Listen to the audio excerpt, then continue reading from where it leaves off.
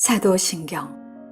나는 전능하신 아버지 하나님 천재 창조주를 믿습니다. 나는 그의 유일하신 아들 우리 주 예수 그리스도를 믿습니다.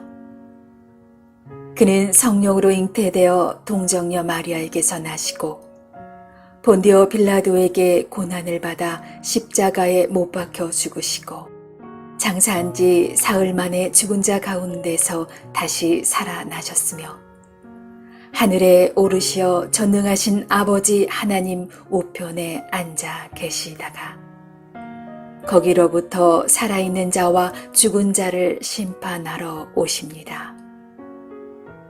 나는 성령을 믿으며 거룩한 공교회와 성도의 교제와 죄를 용서받는 것과 몸의 부활과 영생을 믿습니다. 아멘.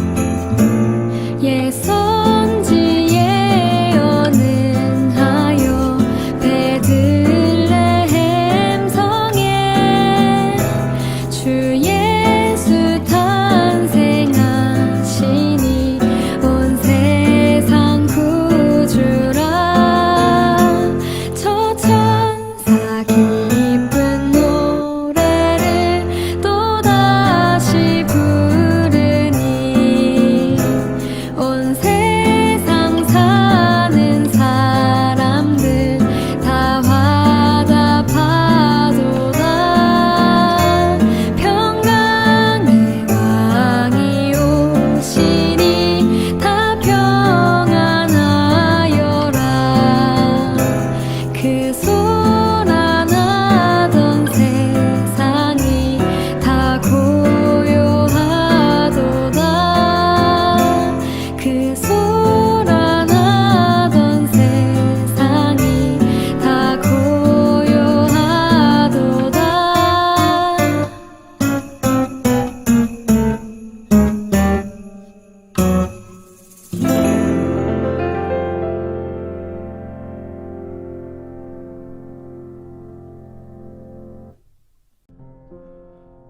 내가 하나님의 아들의 이름을 믿는 너희에게 이것을 쓰는 것은 너희로 하여금 너희에게 영생이 있음을 알게 하려 함이라. 그를 향하여 우리가 가진 바 담대함이 이것이니 그의 뜻대로 무엇을 구하면 들으심이라. 우리가 무엇이든지 구하는 바를 들으시는 줄을 안즉 우리가 그에게 구한 그것을 얻은 줄을 또한 아느니라. 누구든지 형제가 사망에 이르지 아니하는 죄 범하는 것을 보거든 구하라.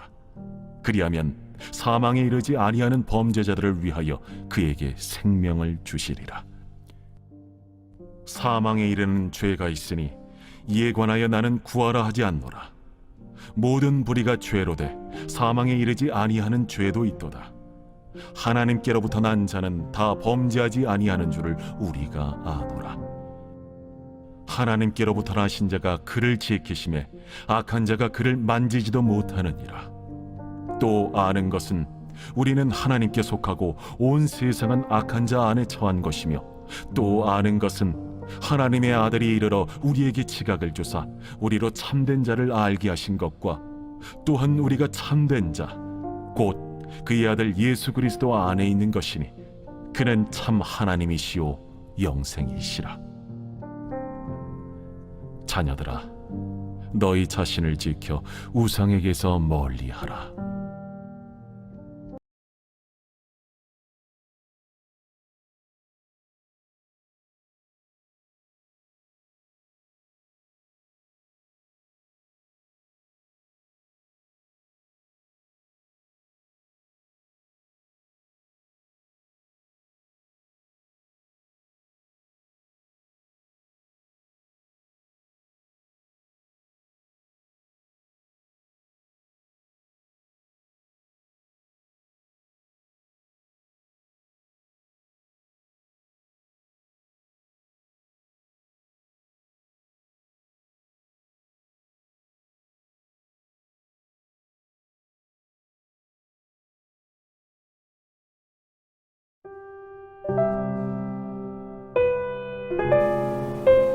샬롬. 오늘 하루 우리 삶에 하나님이 주시는 구원의 확신과 영생의 확신 속에서 평안함과 안정감을 누리면서 살아갈 수 있는 복된 하루 될 수 있기를 원합니다. 오늘 함께 읽은 말씀 13절은 영생 확신에 대한 근거에 대해서 말씀해 주셨습니다. 요한은 영생을 얻었다는 주관적인 증거들을 많이 제시했는데요. 그런데 이런 주관적인 증거들은 분명히 손을 딱 잘라 말하기는 좀 어려운 난점이 있습니다. 우리 내적인 증거는 있지만 요한일서 3장 14절을 보면 사망에서 생명으로 옮겨졌다라고 하는 이런 표현이나, 또 4장 7절에 우리가 하나님께 속하였고 하나님으로부터 났다라는 이런 표현들은 우리가 영생을 얻었다는 간접적인 표현입니다. 그런데 오늘 말씀의 5장 13절 말씀은 하나님의 자녀라는 객관적 사실을 성경이 증거해준다, 성경이 증명해준다 라고 말씀하고 있습니다. 바꿔 말하면 신자에게 영생이 있음을 성경이 그 각자에게 알려주신다 라고 이제 말하고 있는 것이죠. 예수 그리스도를 구주와 나의 주님으로 믿고 확실히 신뢰하고 있다면 성경을 읽을 때 영생이 나에게 있다, 내가 영생을 소유하고 있다라는 확신과 깨달음을 주신다는 것입니다. 그것은 말씀을 읽을 때 말씀과 더불어 역사하시는 성령 하나님이 우리 안에 그 확신과 또 믿음을 주시기 때문입니다. 그래서 너희에게 영생이 있음을 알게 하려 함이라 그랬는데, 참된 신자는 성경을 읽을 때 영생에 대해 깨닫고 확신하게 된다는 것입니다. 즉 구원의 확신을 얻게 되는 것이죠. 여러분, 우리가 구원의 확신은 마치 좀 이런 것과 같습니다. 우리가 지구가 돌고 있다는 사실을 알고 있죠. 굉장히 빠른 속도로 지구가 돌고 있습니다. 자전을 하는데, 그러나 이 땅에 살아가는 우리는 지구가 그렇게 빨리 자전을 한다는 사실을 느끼지는 못하죠. 근데 구원의 확신도 그와 비슷합니다. 근데 중요한 것은 이 구원의 확신은 기도의 확신으로 이어진다라고 오늘 말씀하고 있습니다. 연결되는 14절로 15절에서 신자들이 하나님께 나아갈 수 있고 또 하나님이 그들의 기도를 들으신다는 그 담대함은 어디서 근거하느냐? 바로 내가 하나님의 자녀이며 영생을 소유하고 있다는 이 구원의 확신, 영생에 대한 확신으로부터 근거한다는 것이죠. 그러니까 구원의 확신이 있는 사람은 기도의 응답도 확신하게 되는 것입니다. 그것은 이제 이 요한이 기록한 또 다른 요한복음에도 그대로 여러 군데에서 말씀하고 있는데, 요한복음 15장 7절을 보면 주님 안에 거하면 무엇이든지 원하는 대로 구하라, 그리하면 이루리라. 그래서 주님 안에 거한다는 말은 아버지 계명을 지키는 삶을 말합니다. 또 요한복음 16장 23절을 보면 무엇이든지 아버지께 구하는 것을 내 이름으로 주시리라 그랬습니다. 이 말은 즉 성령을 받아 성령 충만한 사람은 무엇이든지 아버지께 구하는 것을 내 이름으로 주실 것이다 라는 말씀입니다. 오늘 요한일서 5장 15절에도 같은 말씀을 하고 있습니다. 구원과 영생의 확신에 의거해서 신자가 하나님의 뜻대로 구하는 기도를 하나님이 응답하신다 그랬습니다. 근데 여러분, 하나님의 뜻에 따라 구하는 기도는 어떤 기도일까요? 그것은 영혼을 위한 기도입니다. 형제와 자매를 위한 기도, 또 우리 주위에 믿지 않는 영혼과 사회적 약자를 위한 기도입니다. 하나님께서는 영혼을 사랑하시기 때문에 영혼을 사랑하신 하나님의 마음을 품고 사랑으로 기도할 때 그 영혼을 위해 하나님이 아들을 희생하셨고, 또 그 아들은 아버지의 뜻을 쫓아 복음과 순종과 믿음의 본을 보이셨고, 또 제자들은 자기 십자가를 지고 예수님이 가신 길을 쫓았습니다. 오늘 우리도 각자의 삶 속에서 하나님의 뜻에 따라 일하며 기도할 때 하나님은 응답하시고 놀랍게 역사해 주실 것입니다. 우리가 영혼을 위해 기도할 때 하나님께서는 우리의 영혼이 잘 되도록 인도하시기 때문이죠. 즉 하나님의 뜻에 따라 구하면 하나님께서 응답하시고, 그 외에 이 땅의 필요와 자녀의 모든 삶의 문제도 덤으로 해결해 주시는 것입니다. 만약 그리 아니하실지라도 참된 신자는 낙심하지 않으며 영생의 확신 속에 하나님을 끝까지 신뢰합니다. 하나님의 사랑이 우리에게 영원하며 또 신실하시듯이 하나님을 향한 우리의 믿음과 신뢰도 동일하게 지켜질 때에 우리의 영혼과 삶은 더욱 기쁨과 감사가 넘치게 되어지는 것이죠. 그러므로 여러분, 구원의 확신과 영생의 확신 속에 있는 사람은 두렵지 아니하고 불안하지 아니합니다. 오히려 우리가 영생을 살아가는 천국에서의 삶을 미리 믿음의 눈으로 바라보면서, 또 상급을 바라보면서 주님이 우리에게 부탁하시고 분부하신 것들을 이 땅 가운데 충성되게 이루는 신자일 것입니다. 오늘 하루 우리의 삶에 그러한 은혜가 넘칠 수 있기를 주님의 이름으로 축복해 드립니다.